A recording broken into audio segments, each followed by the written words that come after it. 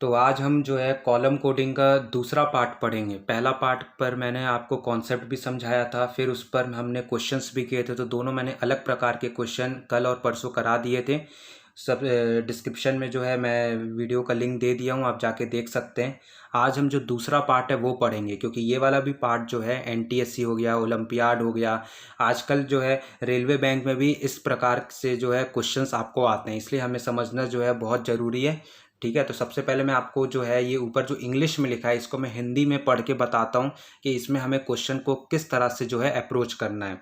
देखिए, ये जो ऊपर लिखा है, in each question there is a word written in capital letters with one letter underline. ठीक है, सेम जो है आपको, जैसे हम कॉलम कोडिंग का जो पहला पार्ट जो पढ़े थे उसमें भी आपको कैपिटल लेटर्स या फिर कुछ भी जो दिया है उसमें एक वर्ड अंडरलाइन था, उसी का जो है कोड हमसे पूछता था। तो उसमें भी देखिए पहला लाइन हमसे यही कह रहा है कि क्वेश्चन में आपको कुछ वर्ड लिखें, लेकिन यहाँ पे जो है कैपिटल लेटर्स में लिखें, उसमें से एक वर्ड जो है अंडरलाइन है। तो आप समझ गए होंगे कि हमें इसी वर्ड का जो है कोड बताना है। ठीक है, अब आगे पढ़ते हैं।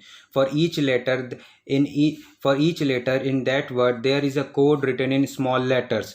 ठीक है, that code is denoted by either A B C D और E, not in the same order. अब देखिए, अब जो फॉर से लेके ऑर्डर तक का समझिए कि इसमें क्वेश्चन क्या कह रहा है।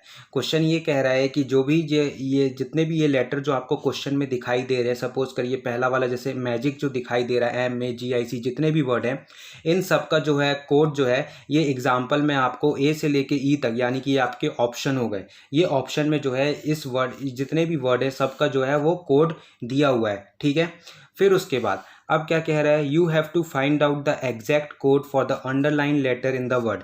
यानी कि ये जो जितने भी आपको पांचों ऑप्शन दिख रहे हैं, ये पांचों ऑप्शन जो हैं, ये जो पांचों ऊपर जो क्वेश्चन में जो जितने भी लेटर आपको दिखाई दे रहे हैं मैजिक में, उन सभी का जो है एक एक जो है वो सही है। यानी कि एम का कोई सा भी इनमें से हो सकता है, ए का भी इनमें से कोई सा भी हो सकता है, जी का भी इनमें से कोई सा हो सकता है, उसी तरह IC का भी इनमें से अलग अलग जो है कोई भी ऑप्शन हो सकता है। अब जो है हमें क्या बताना है कि जो हमारा जो क्वेश्चन में जो वर्ड अंडरलाइन है उसी का जो है कोड हमें जो है यहाँ पर बताना है। तो इससे पहले मैं आपको हर चीज़ में बताता हूँ कि जब भी कोडिंग या फिर हो गया अल्फ़ाबेट से क्वेश्चन आपको आए, आपको सिंपली क्या करना है, सबसे पहला जो आपका जो प्रीमियम स्टेप जो होना चाहिए क्वेश्चन सॉल्व करने का, यहाँ पे देखिए आप ए से लेके जेड तक जो है आप लिख लीजिए। मैंने आपको ये 3 से 4 बार भी बताया है, अल्फ़ाबेट भी जब हम पढ़ रहे थे अल्फ़ाबेट सीरीज तब भी बताया था कि आपको क्या करना है कि 5 के मल्टीपल्स में ए से लेके जेड तक जो है वो लिख लेना है। तो चलिए मैं ये देखिए, मैं ये साइड में जो है वो लिख लेता हूँ, एक्स वाई और जेड। देखिए इस तरह से लिखने में हमको फ़ायदा क्या होगा, ये देखिए मैंने ये 5 के मल्टीपल्स में लिखा है, यानी कि एक रो में मैंने 5 अल्फ़ाबेट्स लिखे हैं। इससे आपकी जो नंबरिंग है, किसी भी आप अल्फ़ाबेट का जो है नंबरिंग आप आसानी से बता दीजिएगा। देखिए कैसे, 1 2 3 4 5 हो गया, मतलब ए का अल्फ़ाबेटिक नंबर 1 होता है, बी का 2 होता है, उसी तरह ई का 5 हो गया। उसके बाद जब लेफ्ट हैंड साइड में आप देखिए तो ए का आपका 1 होता है, और जो 5 है यानी कि +5 जो है आप सब में ऐड करते जाइए। यानी कि 1 में 5 ऐड करिएगा तो 6 आएगा, 6 में 5 ऐड करिएगा तो 11 आएगा, 11 में 5 ऐड करिएगा तो 16 आएगा, 16 में 5 ऐड करिए तो 21 आया, और फिर ये 26। यानी कि अब देखिए एफ का 6 हो गया, एफ का अल्फाबेटिक नंबर 6 हो गया, के का 11 हो गया, पी का 16 हो गया, यू का 21 और जेड का 26। इस तरह से क्या होगा कि आप किसी भी जो नंबर, किसी भी जो अल्फ़ाबेट है उसका अल्फ़ाबेटिक नंबर जो है आप आसानी से बता देंगे। देखिए एन का अगर आपसे अल्फ़ाबेटिक नंबर पूछे तो देखिए आपको पता है कि के का 11 होता है, तो 12 13 14, एन का जो होगा वो 14 होगा। उसी तरह अगर डब्लू का, तो डब्लू का कैसे निकालेंगे, यू का 21, तो वी का 22, डब्लू का 23। और अगर आपको उल्टे तरफ यानी कि जेड का अगर आप अल्फ़ाबेटिक नंबर 1 लेते हैं, वाई का 2 लेते हैं, तो इस तरह से भी जो है आप आंसर जो है आसानी से कर लेंगे। तो इसलिए मैं बोलता हूँ कि अल्फ़ाबेट वाले क्वेश्चन और कोडिंग डिकोडिंग वाले क्वेश्चन में आपको ये जो है मस्ट है, मतलब सबसे पहला स्टेप आपका यही होना चाहिए क्वेश्चन सॉल्व करने वक्त। अब चलिए क्वेश्चन की ओर बढ़ते हैं। अब पहला क्वेश्चन देखिए, पहला क्वेश्चन में मैजिक है, जी का आपको कोड पूछ रहा है। ठीक है, और नीचे आपको ये नीचे 5 ऑप्शन दिखाई दे रहे हैं, KMEGIK CE और OQ। ठीक है, अब सबसे पहले क्या करना है, ये देखिए जैसे आपको एग्जाम्पल में दिख रहा है, एग्जाम्पल के थ्रू हम समझते हैं। एम है, एम में अगर आप 2 लेटर 2 स्टेप आप आगे बढ़ते, यानी कि एम के बाद ये देखिए +2 लिखा है, 2 वर्ड आप जो है आगे बढ़े, यानी कि एम आपका देखिए यहाँ पर है। हर क्वेश्चन देखिए आपका इसी से सॉल्व होगा। एम है, 2 स्टेप आगे बढ़े, लेकिन एम से एन, एन से ओ, यानी कि एक वर्ड जो एन है बीच का वो आपने क्या किया, स्किप किया, तो ये क्या था, ओ आया। ठीक है, उसी तरह फिर ओ से जब आप 2 वर्ड आगे बढ़ेंगे, 2 स्टेप आगे बढ़ेंगे, यानी कि ओ से पी, पी से क्यू, यानी कि पी को आपने स्किप किया तो 2 स्टेप आगे बढ़े तो क्यू आया, तो जो एम का जो कोड है वो क्या हो जाएगा, ओ क्यू। तो ओ आपका कहाँ है, ओ क्यू। अब आप देखिए, अब इसमें जो ध्यान देने वाली बात ये है कि जो आप पहला जो आप डिसाइड करिएगा, यानी कि जो आप रूल पहले वाले में लगा रहे हैं, यानी कि आप समझिए, मैं आपको सिंपली ये बताना चाह रहा हूँ कि अगर आप एक एम के लिए या फिर ए के लिए, किसी के लिए भी अगर आप जो स्टेप फॉलो कर रहे हैं, चाहे वो आप एक वर्ड को, एक लेटर को स्किप कर रहे हैं, चाहे आप 2 लेटर को स्किप कर रहे हैं, तो आपको ये सब में, सब के लिए आपको ये मतलब जितने भी हैं सब के लिए आपको सेम ही रूल लगाना है। देखिए कैसे, ए के लिए, अब ए के लिए देखिए, जैसे एम के लिए हमने 2 आगे स्किप किया, मतलब एक लेटर स्किप किया, यानी कि 2 स्टेप आगे बढ़े। उसी तरह ओ के लिए भी फिर हमने 2 स्टेप आगे बढ़ा। उसी तरह चलिए ए के लिए भी क्या होगा, ए आपका देखिए ये रहा, ए के लिए अब 2 स्टेप आगे बढ़िए, यानी कि ए से बी, बी से सी, यानी कि एक लेटर आपने स्किप किया। उसी तरह देखिए सी आया, सी से फिर आपको क्या करना है, 2 लेटर जो है मतलब कि स्किप करना है, मतलब एक लेटर स्किप करना है, यानी कि 2 स्टेप आपको आगे बढ़ना है, सी से डी, डी से ई, तो डी आपने स्किप कर दिया, तो देखिए ए का हो गया आपका सी, तो सी ई भी है, तो सी ई, ए का कोड हो जाएगा सी ई, एम का कोड हो जाएगा ओ क्यू। अब जी का कोड, जी आपका ये रहा। अब ये भूल जाइए, ये जो हमें एग्जाम्पल था, अब इससे याद, इससे निकालिए जी से। अब सेम रूल फॉलो करना है, यानी कि 2 स्टेप आगे बढ़ना है, जी से एच, एस से आई, तो यानी कि एक लेटर बीच में हमने स्किप किया, तो जी का हो गया आपका आई। और आई से आपको 2 स्टेप आगे चलिए, आई से जे, जे से के, यानी कि एक जे को आपने एक लेटर को स्किप किया, तो जो आपका पूछ रहा था ए का, जी का पूछ रहा था, जी का हो गया आई आपका, और के, यानी कि आई के हो गया आपका जी का। आपको बस ये ध्यान रखना है कि जितना आप जो आप रूल लगा रहे हैं, वो रूल जो है, वो चाहे आप एक स्किप आगे, एक लेटर स्किप आगे तरफ कर रहे हैं, या फिर एक लेटर स्किप पीछे तरफ पर कर रहे हैं, जितना भी आप जो भी प्रोसेस फॉलो कर रहे हैं, वो सब जितने भी क्वेश्चन में लेटर दिए हैं वो सभी के लिए जो है वो सेम है। ठीक है, तो आई के लिए भी देखिए ऐसे ही है। आई का आपका 2 स्टेप आगे बढ़े, आई आपका ये था, 2 स्टेप आगे बढ़े, यानी कि आई से जे, जे से के, तो ये देखिए के आपका हो गया, तो के वाला ऑप्शन कौन सा, ये है। फिर के से आप 2 स्टेप आगे बढ़े, के आपका ये, के से एल, एल से एम, यानी कि एक लेटर को हमने बीच में स्किप किया, तो ये देखिए के एम, तो जो आई का जो हो जाएगा वो के एम हो जाएगा कोड। सी का जो कोड हो जाएगा, जो बचा कौन सा है, सी यहाँ पे, सी से ई से जी, तो ई जी आपका कहाँ पे, ये रहा बी, यानी कि जो सी का कोड ई जी हो गया, एम का कोड ओ क्यू हो गया, ए का कोड आपका कौन सा है, ए का कोड आपका सी ई हो गया, और जी का पूछ रहा था, जी का आई के हो गया। उसी तरह मतलब कि समझाने का मतलब ये है कि जितना स्टेप आप आगे बढ़ रहे हैं, या फिर जो भी आप प्रोसेस फॉलो कर रहे हैं एक के लिए, वो सभी के लिए जो भी हमें लेटर दिए हैं उन सभी के कोड निकालने के लिए जो है वो सेम रहेगा। ठीक है, तो इस प्रकार के भी क्वेश्चन जो है आजकल आने लगे हैं एग्जाम में, एनटीएससी ओलंपियाड में तो ये आते ही आते हैं। उसके बाद चलिए हम क्वाइट का निकालते हैं, क्यू यू आई टी। अभी आप जो है ये जो है जो सोल्यूशन है वो भूल जाइए, अब बिना सोल्यूशन देखे हमें कैसे सॉल्व करना है। अब देखिए क्वाइट है, अब ऑप्शन आप देखिए एच जे है, एस यू है, टी वी है, पी आर है, अब डी एफ है। अब क्यू का हमें पूछ रहा है, जो हमें प्रोसेस पहले के लिए, पहले वर्ड यानी कि क्यू के लिए फॉलो करना है, यू आई टी ई सब के लिए हमें एक ही प्रोसेस फॉलो करना है कोड निकालने का। तो अब देखिए क्यू आपका ये है, अब आपको ऑप्शन से ये पता करना है, सबसे देखिए ये शॉर्टकट बता रहा हूँ, ऑप्शन से ये पता करना है कि जितने भी आपको ये ऑप्शन दिए हैं क्यू के आसपास वाला ऑप्शन कौन सा है। देखिए एक एस यू भी हो सकता है, एस यू देखिए आसपास है।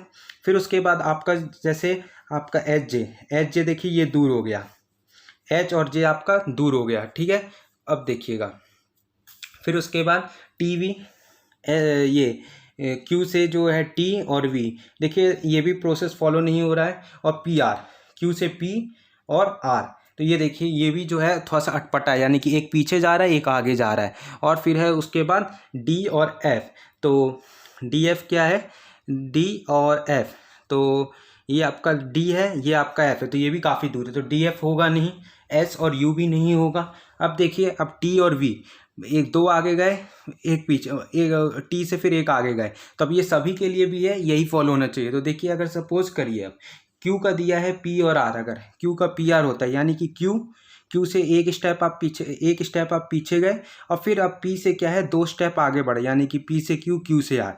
तो अगर आप माने कि क्यू से आप एक स्टेप यानी कि -1 पीछे गए, यानी कि एक स्टेप पीछे गए और फिर यहाँ से 2 स्टेप आगे गए, यानी कि पी से क्यू, क्यू से आर, तो यही जो है कि एक स्टेप पीछे 2 स्टेप आगे, यही जो है सब में फॉलो होना चाहिए। कैसे, देखिए आप, देखिए सबका फॉलो हो जाएगा। यू से एक स्टेप पीछे, यानी कि यू से टी और टी से 2 स्टेप आगे, तो टी से यू, यू से वी, तो यू का जो हो गया वो क्या हो गया, टी और वी हो गया। अब क्या था, आई से एक स्टेप पीछे, एच 2 स्टेप आगे, एच से आई से जेड, तो आई का हो गया एच और जे, जेड नहीं जे, ठीक है। फिर उसी तरह टी से आपको क्या करना है, एक स्टेप पीछे, टी से एस और 2 स्टेप एस से आगे, एस से टी से यू, तो टी का हो गया एस और यू। फिर उसके बाद ई का क्या होगा, ई से एक स्टेप पीछे, यानी कि डी, और डी से 2 स्टेप आगे, डी से ई से एफ। यानी कि मिला जुला के मैं कहना ये चाह रहा हूँ कि जो आप प्रोसेस फॉलो कर रहे हैं, जो पहले वाले वर्ड में, वही प्रोसेस जो है आखिरी वर्ड में का भी अगर आप कोड निकालिएगा तो वो सेम ही रहेगा, ठीक है। तो चलिए इसमें एक और एग्जांपल हम देखते हैं। अब देखिए, अब है ब्लास्ट और जिसमें BLAST है और आपसे एस का कोडिंग पूछ रहा है, ठीक है। अब देखिए आपको नीचे ऑप्शन दिख रहे हैं। अब इसमें क्या करिए, इसमें सबसे पहले आपको ये ढूंढना, आप पहले वाले से ही निकालना चालू करेंगे। सबसे पहले आप देखिए कि बी के आसपास वाला कौन सा लेटर है। ये ऑप्शन जो आपको पांचों दिखाई दे रहे हैं, इसमें बी के आसपास कौन सा है, चाहे वो पीछे की तरफ भी हो सकता है, चाहे वो आगे की तरफ भी हो सकता है। तो देखिए आई पॉसिबल नहीं है क्योंकि बी और आई काफ़ी दूर है। कैसे, बी का जो अल्फ़ाबेटिक नंबर 2 है, आई का अल्फ़ाबेटिक नंबर 9 होता है। कैसे, एफ का 6, 7, 8, 9, ठीक है। फिर उसके बाद तो ई भी हो सकता है बी का। कैसे, बी के पास में है ई।